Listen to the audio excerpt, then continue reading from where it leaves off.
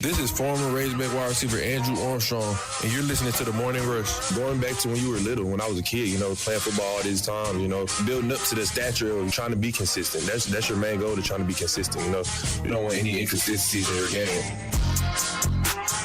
Caught by Mr. Third Down, Mr. Dependable, Mr. I Got You All Day, Andrew Armstrong. Green kept the play alive, and Armstrong wasn't going to let that one get away. This guy, Andrew Armstrong, is unbelievable. Now in his second year with the Hogs, is just a catch machine. Green going to throw off play action, got a man open down around the goal line, complete, touchdown Arkansas. Andrew Armstrong, 25 yards. How did he get that wide open? None other than Drew Armstrong. All right, so we got Andrew today. Felix Jones is going to join us tomorrow. I think Malik Ewan's going to join us next week. So we got a loaded next couple of guests. Andrew, appreciate you making some time for us this morning, man. Just kind of give us a sense what your world's been like since obviously football season ended and you're getting ready for this upcoming NFL draft. Oh, yeah, man. It's been good, just working, grinding, talking to all the teams, and it's been like a dream come true, just being able to be in this position, First off, I want to just give thanks to God, because without him, I wouldn't be in the position that I'm in. And, I just go take it with a grain of salt and just continue to do what I do, continue to work like I've been doing my whole life, and not listening to, outside noise, outside me, and things like that, and just focused on what I got in front of me. Andrew, I want to touch on that because you're a kid at Bishop Dunn High School, wasn't highly recruited. You end up at Commerce, Texas, at East Texas A&M. You bust your tail. You get recruited by some big schools like Arkansas. I think A&M's in the mix, amongst others. And you end up in Fayetteville. And then you just had a prolific last season. Over 1,100 yards. You had 78 catches. What went into all that to get to this point? Just work. Just head down, just grind, making sure that no matter what I do, I know what I want to do as a person. I know what type of football player that I want to be in. Honing in on the small details that I have, whether that's running a certain route a certain way, whether that's blocking, whether that's in the weight room, or whether that's just in the classroom or just off the field. Just making sure that I have all those things together to make sure that I can go out there and do what I did. Andrew, I got to ask, and Andrew Armstrong is our guest here on the Lewis Automotive Group hotline. You led the SEC in a bunch of categories, the best conference in college football. You had the best numbers from Pro Football Focus against zone and man coverage for a good chunk of the season. I realize that some draft people that have you projected in certain places aren't accurate. What are you hearing in terms of next week and when you could be selected in the NFL draft? It's kind of been all over the place. Some early, some middle, some late. So really, I'm just waiting. I really, me personally, I know I put a lot of work in, a lot of grind in. So of course, everybody wants to go early. That's done things like that. But me personally, like wherever I go, like I just want to get that opportunity and just continue to show those people that don't believe in me that to have them start believing in me. Like I said, I've been doing for a long time. Like even coming out of high school, coming out, just people not thinking, my size and things like that. People not thinking that I can do the things that I have accomplished so far, and just to keep on doing it and seeing my growth, man. That's the main thing. I'm just so happy and worried about. And I feel like wherever I go, it's gonna be God's plan. And I think whatever team ends up drafting you is going to be happy about that.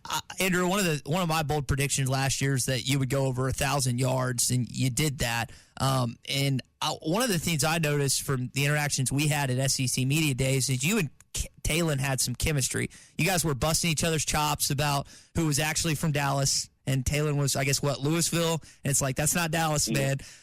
You guys were going back and forth about NCAA football and some other stuff. And I was like, these guys seem to have pretty good chemistry for teammates that have just kind of known each other for a couple months now.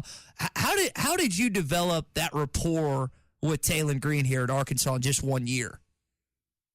I mean, when Talon first came in, he was already like, it's like we already knew him. Like, he didn't come in nervous or anything like that. He was confident. So when I seen that in him, I was I was, full to that, and just me and him talking, and not just even with me, like with everybody, with all the receivers, like he was just like so confident in what he had in mind and what he wanted to do with the season.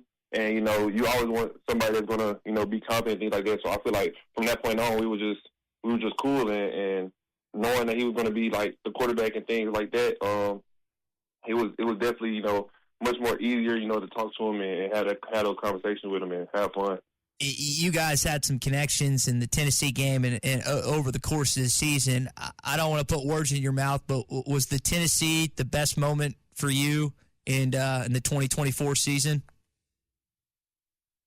It was the best moment for me in my whole football career, actually. Oh, wow. Like, just seeing the storm in the field and the type of game we had as a team, it was one of the most exciting nights ever. You had that. I always wanted to be a part of a game where they stormed the field. And crazy that it happened that day. Yeah, you had some outstanding sideline catches, I remember. I think it was on the Tennessee sideline, too, which made it even sweeter. And you think about just what happened in that game. Talon goes out, cheap shot on him. Malachi comes in, and you end up winning it. So it was quite a finish. Again, Andrew Armstrong, our guest, Razorback wide receiver, NFL draft next week. We're excited about him and the possibilities of where he ends up. I was talking about SEC Media Days. Andrew, you still got that felt cowboy hat that they gave you guys? And I think it was monogrammed, too, right? Oh, yeah, I still have it. Okay. Have you sported it lately? You going to sport it next week for the draft? Nah, I don't too much do the cowboy hats and stuff like that. But nah, I definitely still have it though. It's definitely here. That's definitely a keepsake. Andrew, you got a chance to play under Coach Petrino in year one at Arkansas, former head coach, now the offensive coordinator. You flourished in his system. I wonder what Arkansas fans, like he's still trying to get his bearings around here, trying to figure out the roster. And I know it's ever changing in the world of college football, but maybe you could give us an inside look of what fans should expect in year two, not just with Talon, but with Coach Petrino. I mean, like with Petrino, I'm gonna say this because this is how I feel. I feel like Coach Petrino is the best offensive coordinator in the country. Like he knows even with any player that comes in, like he knows their strengths and weaknesses. Like he understands what they can do on the field, what position to put them in, how to match them up. He knows, just all the small details. And to be an offensive coordinator, he's a perfectionist. And when he goes out and he makes sure, the data under Petrino's second year is always a great offense. Like even though better than the one before. So yeah, I feel like the fans are going to see a even more better offense than it was last year. Absolutely.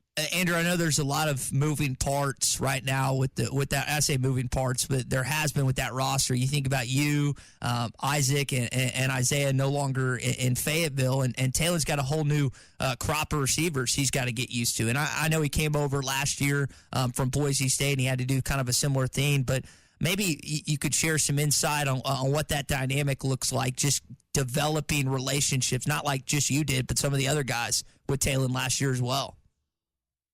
Like I said, Talon is a very likable person. He's a great leader. So I feel like it's going to be like extremely easy for him to have those guys trust him and believe in him and go out on the field and know what they're doing. Because like I said, this is his second year there. He's more comfortable.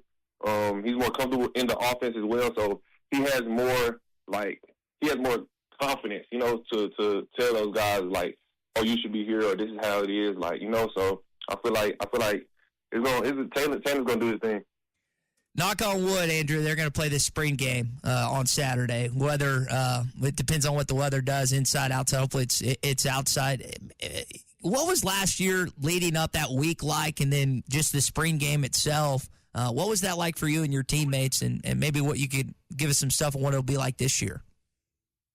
Oh, it was very fun. Like you're always ready for the spring game because it gives you that you get to play football again, like in a game setting. It's different from a scrimmage and things. So it's definitely was exciting, playing in the spring game every year of college. And this year, it's going to be the same thing, same way. It's going to be an exciting day for not only the coaches, not only the fans, but the players as well.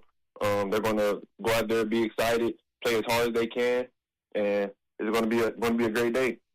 All right, so let's next week. NFL draft. I know there's been a lot of conversations that you've had with different NFL teams, whether it be executives, scouts, maybe GMs in some cases. And, what does next week look like for you? Are you back in Dallas? Are you in Arkansas? Just kind of give us the setup of what you think you're going to do next weekend. Oh yeah, I'm back at home. I moved out of my apartment in Arkansas last Friday. So, I'm back in DeSoto, Texas. We're going to be from Thursday, Saturday, going to have a draft party at my house, so with friends and family and things like that. So it's going to be that's really the rest of the week. We're working out, of course, before like Monday through Wednesday, and then Thursday, Friday, Saturday. Have a little fun. Have a family over, friends, and have a good time. What's on the menu next week?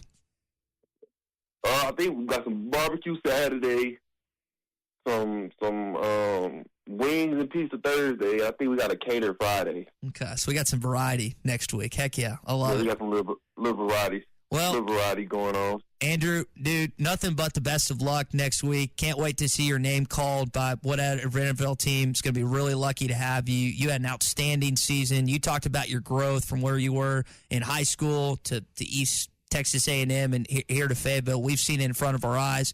We really appreciate you joining us this season after an outstanding final year at Arkansas. Yes, sir. No problem. Thank you.